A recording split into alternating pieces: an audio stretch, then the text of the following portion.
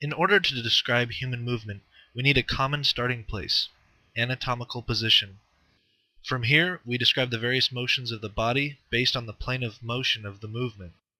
There are 6 basic movements occurring in varying combinations in the joints of the body. The first 2 movements, flexion and extension, are movements found in nearly all the synovial or freely movable joints in the body.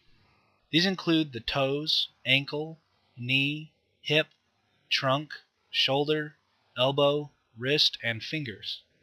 Flexion is a bending movement where the relative angle between 2 adjacent segments decreases.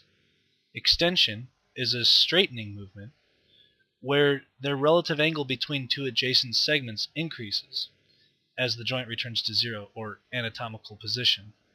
This typically occurs within the sagittal plane.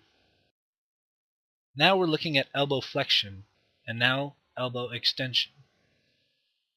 Next is shoulder flexion, also known as arm flexion, and extension. When the arm is raised in that sagittal plane, it is shoulder flexion. When it comes back down to return to anatomical position, that's shoulder extension. So up is flexion, down is extension. Next, there's hip flexion and extension. Flexion, once again, is as the leg goes up in front of you, and extension returning back to anatomical position.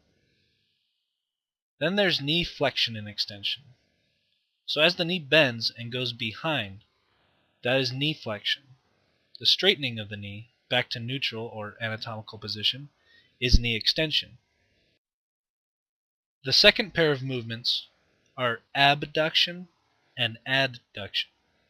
They are not as common as flexion and extension, and only occur at the hip, shoulder, wrist, and where the fingers meet the hand, and where the toes meet the foot. Abduction is a movement away from the midline of the body, and adduction is the returning movement towards the midline of the body. These typically happen in the frontal plane. Right now we're looking at shoulder abduction, and now shoulder adduction.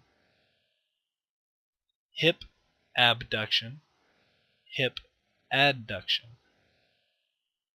The last 2 basic movements are segment rotations.